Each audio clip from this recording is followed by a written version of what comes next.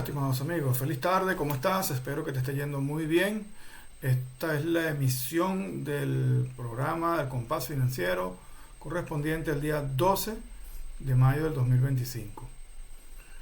Hoy vamos a mirar una serie de información interesante que nos va a dar luces sobre lo que está ocurriendo, nos va a ayudar a entender esto, pero vamos a también encontrar unas informaciones muy interesantes, mucho más allá de los enfoques tradicionales. Muy bien, hoy exploraremos la causa del déficit persistente del dólar del gobierno de Estados Unidos. Hablo aquí de déficit de balanza comercial, cuáles son los efectos de ese déficit persistente en las finanzas personales y corporativas, las posibles oportunidades de negocios y las posibles decisiones que tomaría el gobierno norteamericano y el horizonte temporal de cada uno de ellos. ¿Con qué objetivo? Con el objetivo de saber, bueno, qué está pasando, hacia dónde podemos ir, qué opciones tenemos y qué pasaría si, o más que todo en realidad, cómo funciona el sistema. Pero es un adelanto lo que voy a hacer, porque aún yo quiero revisar con ustedes China, quiero revisar con ustedes Japón, quiero revisar España, Alemania, México. Nos falta un mundo por ver realmente, pero no quiero dejar de mostrarlo, porque ustedes se merecen eso, que se vea, que mostrar eso, ¿vale? Muy bien, vamos a ello. Pues ya sabes que me dedico a las finanzas personales, también tengo productos para finanzas corporativas, para las personas que contribuyen en Alemania y las personas que quieren invertir en el extranjero, pero que no sean residentes ni de Estados Unidos, ni las Islas Vírgenes, territorios asociados a los Estados Unidos, ni Hong Kong. Y también hago coaching y consultoría en marketing digital, ¿ok? Muy bien. Esto es parte de la bibliografía que hemos visto, que he utilizado. Y aquí terminó el capítulo 1. Ahora fíjate, vamos a empezar, vamos a entrarle al tema. ¿Por qué afirmamos que los problemas de la economía norteamericana son estructurales? Bueno, porque desde 1970, ¿no? Aquí la mirada es 1992, pero desde 1970, bueno, 92 porque el déficit comienza a presentarse a partir de este año, ¿no? Pero a partir de 1970 ya hubo un cambio y se comenzó el proceso de financiarización de toda la economía. Pero lo importante y el cambio que se da realmente marcado es a partir de 1992, donde se amplía la brecha deficitaria. Tip y atención a esto. ¿Qué significa que Estados Unidos no tenga déficit de balanza comercial? Significaría que habría sequía de dólares en el sistema financiero. ¿Qué pasaría si habría sequía de dólares en el sistema financiero? Que entonces los gobiernos no pueden obtener créditos, que tampoco pueden, los agentes privados tampoco podrían emitir facturas a crédito, tampoco las inversiones a largo plazo que regularmente requieren refinanciamiento de deuda, no podrían hacerlo por una razón muy simple, porque habría sequía de dólares. ¿Ok? Importante. Ahora, también este déficit es el precio que paga el dólar por ser la divisa de reserva mundial.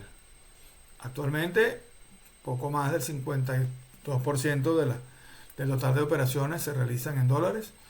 Sigue siendo la divisa de reserva, ha venido reduciendo, pero dudo mucho que sea en los próximos 40 años deje de serlo, para serle franco. Y también pienso que todo lo que es Bitcoin y todo lo que es criptomonedas y todo eso es simplemente una cuestión sueños, pues.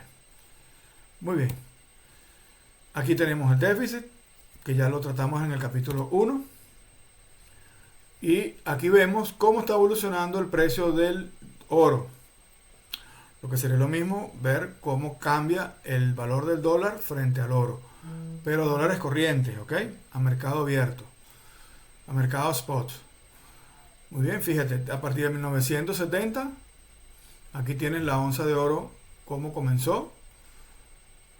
Vino, subió, bajó, se recuperó y empezó el incremento.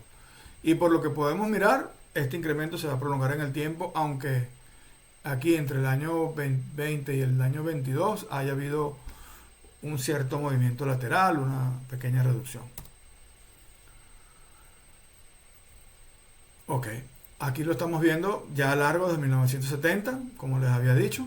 Fíjate, comenzó aquí, cayó, volvió a subir, volvió a bajar, corrigió. Pero esta es la curva inversa, este es el par inverso, este es el par oro-dólar. ¿Ok? A diferencia de este gráfico que ves el par dólar-oro.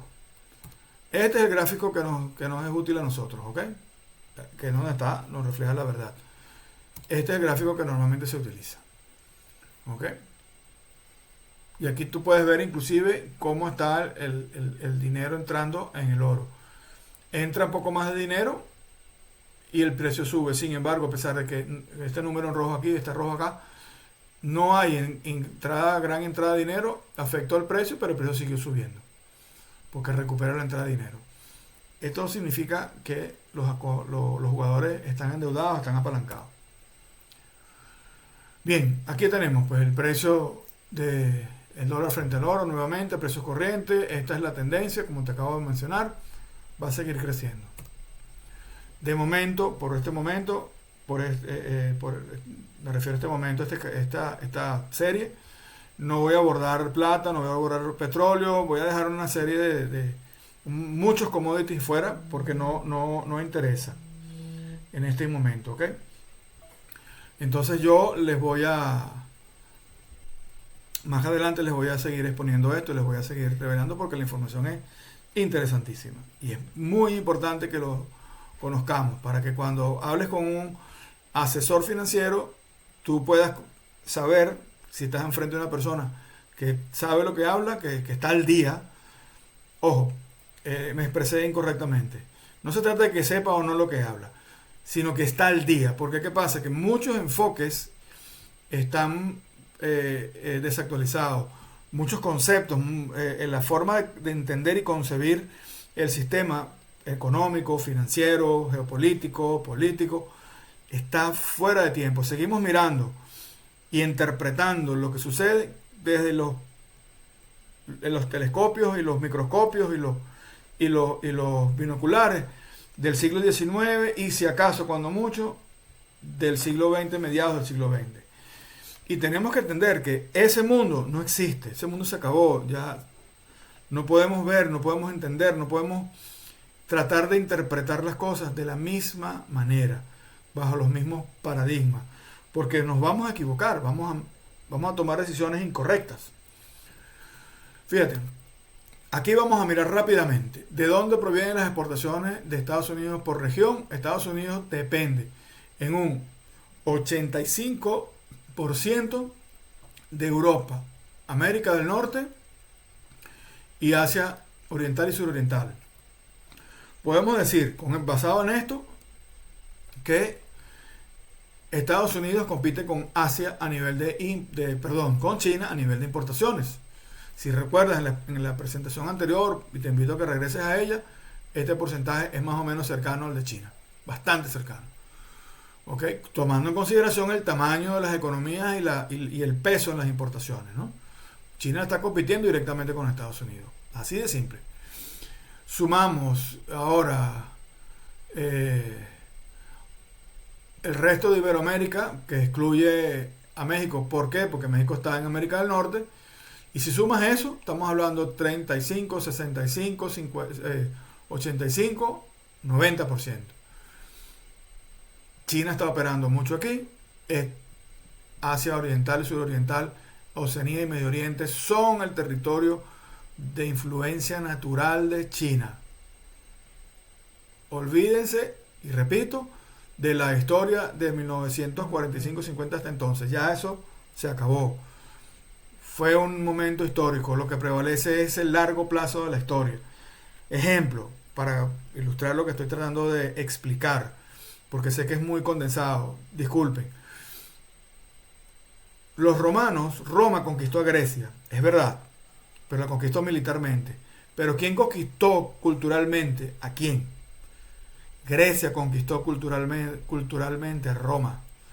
Y es la cultura griega la que ha prevalecido. Tan es así que lo que nosotros conocemos y denominamos como religión judeocristiana, que es el cristianismo, incluyendo el catolicismo y la religión hermana, bueno, hermana entre comillas, ortodoxa, cristianismo ortodoxo, están basados en escritos en griego. Pablo de Tarso, que fue el que desarrolló todo el sistema cristiano que nosotros conocemos hoy, escribía en griego. No se nos olvide eso, tengamos eso presente. Roma nos dio muchísimo y nos sigue dando y nos seguirá dando muchísimo. Eso es tema harina de otro costal. Pero tengan por seguro que esto es así. Nos dio organización militar o organización empresarial, nos dio sistema legal, filosófico, ¿ok? Pero quien sentó las bases de todo ese desarrollo fue Grecia, que fue quien desarrolló las matemáticas, las lenguas, que de paso vienen de los fenicios, y todo el sistema psicológico, e inclusive los lenguajes, las lenguas en las cuales se crean marcas, productos, medicamentos, drogas, etcétera, es griego y latín. Dos pistas, pues. Pero bueno, como les digo, esto es un tema de finanzas, no es un tema de, ya saben. Entonces, las exportaciones de Estados Unidos, ¿hacia dónde van? América del Norte 35%, Asia Suroriental y Oriental 25%, Europa 20%, compitiendo con China. África 10%, Medio Oriente 3%, Oceanía 2%, perdón, y Medio Oriente 5%.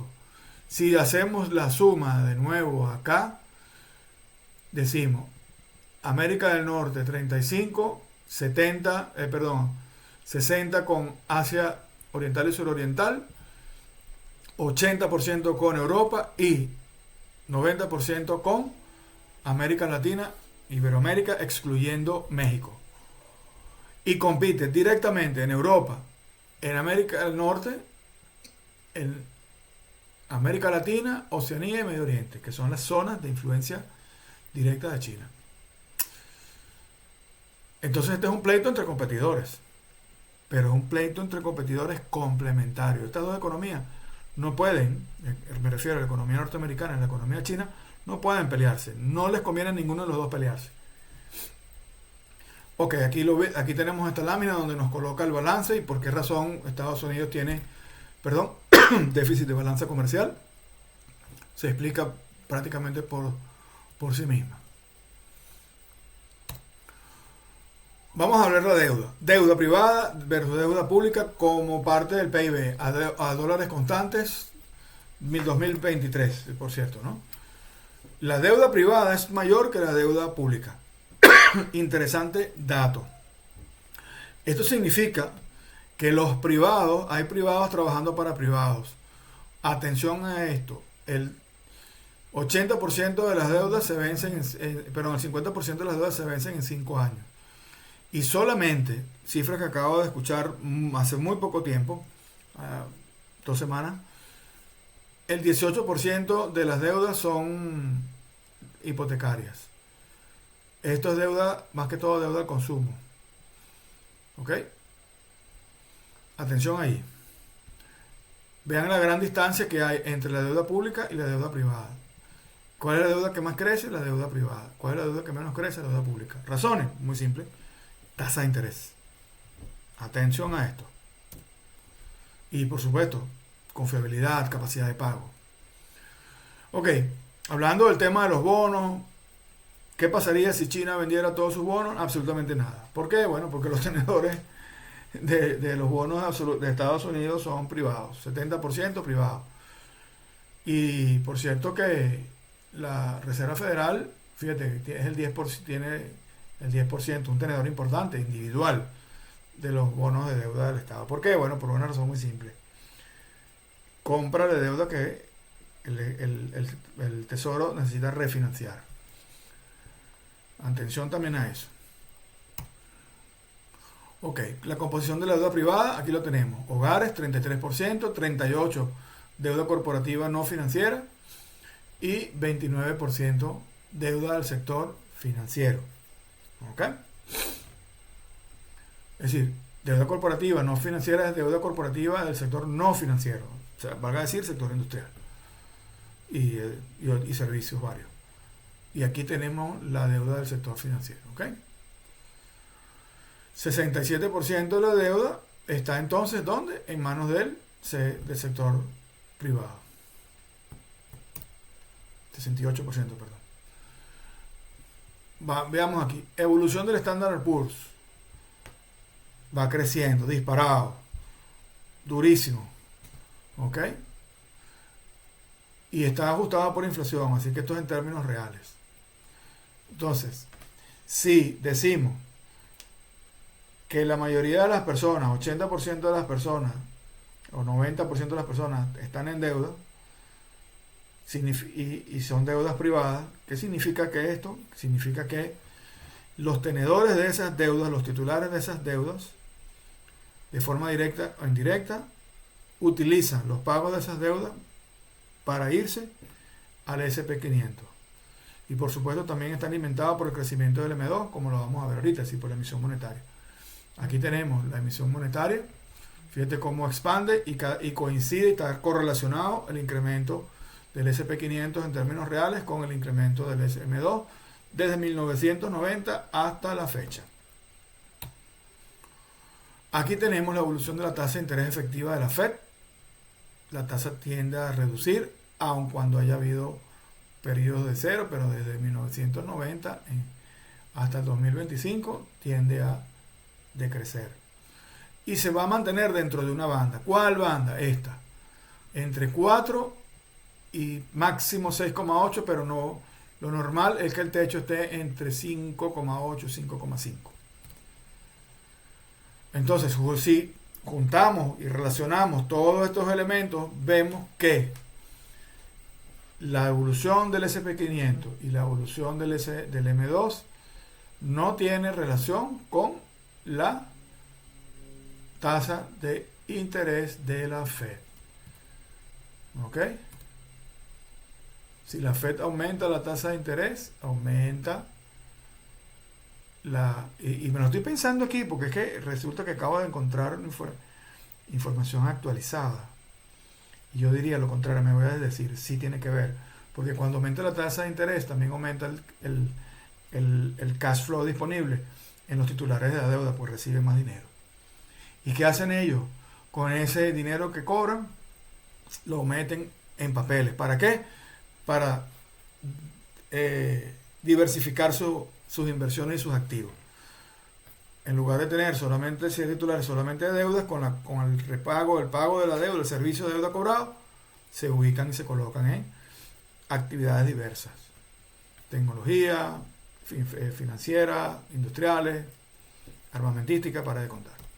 Commodities, por supuesto, indudablemente. Demanda de bonos de deuda pública del Estado, aquí lo tenemos, pero la deuda, ¿quiénes? Los tenedores de deuda de la Reserva Federal, aquí lo tenemos. Sube, tiende a crecer. ¿Ok? Tiende a crecer. ¿Qué te digo yo acá? Si no inviertes en bolsa, despreocúpate. Sanea la finanza y comienzas a invertir. Eso es lo que debemos hacer, sanear nuestra finanza. Ojo, no es lo mismo el concepto del deudor del privado que del gobierno. Entonces, nosotros tenemos que sanear nuestras deudas. ¿Qué significa eso? Bueno, refinanciemos deuda, prolonguemos lapso, repaguemos, saneemos, paguemos. ¿Y con qué objetivo? Con el objetivo de liberar liquidez. ¿Para qué? Para invertir. Eso es lo que tenemos que hacer. Así, sin tantos rodeos. ¿Ok? Muy bien. El rendimiento de bonos de la deuda pública a 10 años desde 1990 a 1995 decreciendo. Es decir, y fíjate aquí que a pesar, hay un repunte de la tasa de interés y el rendimiento crece, obviamente, ¿no? Por supuesto, si crece la tasa de interés, el rendimiento de los bonos sube, ¿ok? Muy bien. Rendimiento de bonos de deuda pública de Estados Unidos a 10 años, del 90 al 25. Empezó a decrecer, hubo una recuperación en el 2020 y se mantiene desde 2023 hasta la fecha, hasta el día de hoy. Esto le interesa de sobremanera al gobierno porque así puede planificar un escenario en bandas planificables. Esta situación es ideal para el gobierno de Estados Unidos, obviamente, y de cualquier gobierno que tenga deudas en dólares, obviamente también, por supuesto. Aquí tenemos bonos, el rendimiento de los bonos ha tendido a decrecer. No, ha tendido a decrecer desde 2023 a la fecha. Sin embargo, se mantiene en banda. Se mantiene en una banda. La banda, en mi opinión, está entre el 4 y entre 4,1 y 4,7. Ahí se va a mantener. No obstante, fíjate qué ha pasado en el 2025, ¿no? Bajó de un máximo, no un máximo histórico, pero sí de un máximo de 4,8, se situó en 4,2 y ahí pareciera que fuera a flotar entre 4,2 y 4,4. Pareciera que fuera ahí que se va a tender a mantenerse. Eso nos permite prever y entender, visualizar, sobre todo el planificador gubernamental. Rendimiento de bonos de deuda pública a 10 años. Esto es una gráfica más o menos semejante, pero estamos mirando lo que está pasando dentro del 2025 y es lo que yo te estaba diciendo hasta ese momento. Pareciera que fuera a mantenerse acá, un poquito más ajustado, entre 4,2 y 4,41. Ok. ¿Qué pasa con la deuda y el M2? Al crecer el M2, también crece la deuda. Obviamente, porque aquí se cumple la máxima. El dinero es deuda. ¿Ok? Atención con este dato, porque esto que estoy diciendo nos va a saltar más adelante para entender. No en este capítulo, sino en capítulos posteriores. Para entender. Aquí seguimos viendo datos, números, correlación entre deuda y el M2. Aquí tenemos el M2 crece, como vimos en el gráfico anterior, crece la deuda. Van juntas de la mano, indudablemente. El dinero es deuda, el capital es deuda. Ok, entonces, ¿por qué afirmamos que los problemas de la economía norteamericana son estructurales? Bueno, las relaciones comerciales de Estados Unidos no se entablan en términos de reciprocidad comercial. ¿Cómo podría ser eso? Bueno, sí. Sin inmiscusión de asuntos domésticos, sin influir en la cultura del país con el que se comercia. Sabemos que ese no es su estilo, pero así podría ser. Esta característica de su comercio ha sido explotada y aprovechada por China, indudablemente, que hace lo opuesto, al menos en los primeros 20 años o 25 años. Experiencia, Venezuela, por ejemplo, y otros países. China no se mete en temas ajenos. Lo que le interesa es hacer negocios, comercial, más nada. China actúa como un agente económico netamente racional, tiene una planificación a corto plazo, 30 años. Planifica 80, 100 años. Ese es su corto plazo, 30 años, ¿ok? Distinto de nosotros. ¿Por qué? Bueno, porque nuestros gobiernos duran 4 años, 5 años cuando mucho. Y si hay reelección, si es que la hay, 8 años. Y si no hay cambio en la composición de los congresos, de los parlamentos, que son el control, el contrapeso del Ejecutivo, pues podría hablarse de una gestión lineal, ¿no? Pero no siempre sucede de esa manera. Muy bien, las relaciones pues no se entablan en términos de reciprocidad como lo hemos visto. Estados Unidos está pagando el precio por tener una divisa de reserva mundial con un déficit comercial persistente. Se lo exige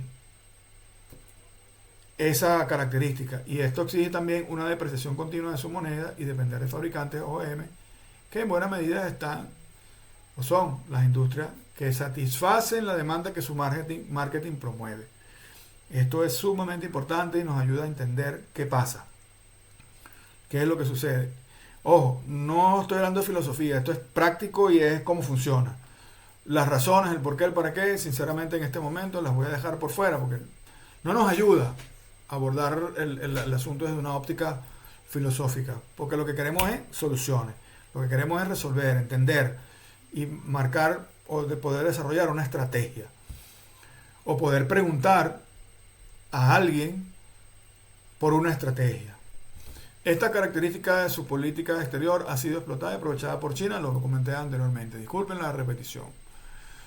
China se resiste a que su divisa sea la reserva, como una reserva como el dólar. Y esto le está costando caro porque su contraparte, me refiero a China, necesita que ella pierda su neutralidad. Es decir, Estados Unidos necesita, para mantener un balance, necesita tener una contraparte que le haga, por decirlo así, la competencia para mantener un cierto balance Estados Unidos, pero es un balance, un equilibrio dinámico. Inclusive Robert Kiyosaki también lo dice en su Cómo gestionar la vida. El equilibrio no lo busca el equilibrio dinámico, adaptarte a la situación, mantener balance de fuerza, mantener sano el balance. Eso es básicamente lo que se trata. Pero es un balance que se tiene que mover, es un balance que tiene que ser dinámico. ¿Ok? Entonces, pues, buscar la quietud y la paz, bueno, ya sabemos allí dónde está. No está en el mundo de los vivos. Entonces, ¿qué pasa? China se va a resistir en todo momento, hasta ahora, a perder su neutralidad, es decir, a no inmiscuirse en la cultura de sus países clientes y proveedores, y a no inmiscuirse en su sistema político-económico ni en sus creencias, porque es el valor agregado que le permite a ella entrar y comerciar. Es el valor agregado que le permite a ella ofrecer créditos para desarrollar infraestructura para que ese país proveedor o ese país cliente a su vez desarrolle su infraestructura comercial y China poder hacer lo que hoy está haciendo. ¿Qué está haciendo China ahora? Bueno, cuando Estados Unidos aumentó los aranceles y en esta ventana de tiempo durante la cual se incrementaron los aranceles, ella cambió la ruta de exportación, se la envió a unos proxy y a través de esos proxy que no están tan vetados como China, es que sigue exportando a Estados Unidos, el tráfico marítimo se ha venido recuperando y todos felices y contentos. Pues prácticamente se ha registrado escasez, se ha registrado fallas en los inventarios, pero ya se está resolviendo por esta vía. Bien, por hoy finalizamos. Disculpen lo breve, lo rápido, pero quiero que el tiempo sea útil para ustedes, ¿ok? ¿Qué va a hacer Estados Unidos? Aquí está el cuadro de decisión. Devaluación de la moneda tiene un impacto económico alto. El impacto político es moderado y es una política a corto plazo. Esto podría generar inflación e inestabilidad financiera si es abrupta, pero Estados Unidos lo está haciendo muy lentamente. Y eso es lo que está en ejecución. Me atengo a lo rojo, los negros lo ven ustedes. Lo rojo es lo que está en ejecución. Ajuste del gasto público. Tiene un impacto económico moderado. Tiene un impacto político negativo, es impopular porque, bueno, genera desempleo. Es una medida que tiene influencia en el corto plazo y ahí lo tiene en ejecución. El ejemplo, Dodge. Y Dodge prácticamente ya va a estar apagado.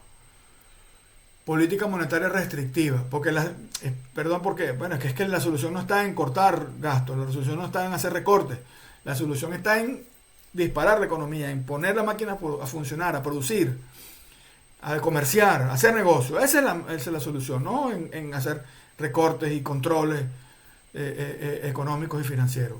Suelta las amarras de la economía, deja que los agentes disparen. Cada quien sabe lo que le conviene y lo que le interesa. Y allá nos vamos a dirigir todos.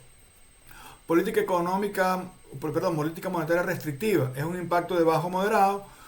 Es neutral el efecto político. Tiene un efecto a corto plazo. Y pues está teniendo ciertas dificultades. Este señor, el presidente, quiere que le bajen la tasa de interés. Tiene razón en eso. Pero es una decisión que no ajena a él. Es una decisión donde él no puede influenciar. Y ha intentado hacerlo todo, pero no ha podido ni podrá tampoco. Campañas de consumo local, sí, bueno, tú sabes, Make America Great Again. Ok, perfecto. Consume lo local, consume lo hecho en casa. Bien, sí, está bien. Más que todo tiene un impacto simbólico, mueve las emociones, políticamente positivo, tiene un efecto a corto plazo, pero con ilusiones no se hace negocio. Aquí tenemos toda la bibliografía utilizada para esto. Te deseo que estés muy bien y que te vaya súper. Con esto que te he dicho hoy, espero haberte ayudado muchísimo. Recuerda, el dinero es deuda. El capital es deuda. ¿La clave dónde está? La clave está en mantener flujo de caja positivo a través de operaciones comerciales y a través de crecimiento económico de productos reales o de productos digitales. Hacer operaciones, incrementar la velocidad de operaciones, incrementar la velocidad de negocio y dejar que los gobiernos nos permitan a los privados actuar. Básicamente eso es, ¿ok? Bueno, estamos a tus órdenes, que te vaya súper bien, que tengas un excelente día.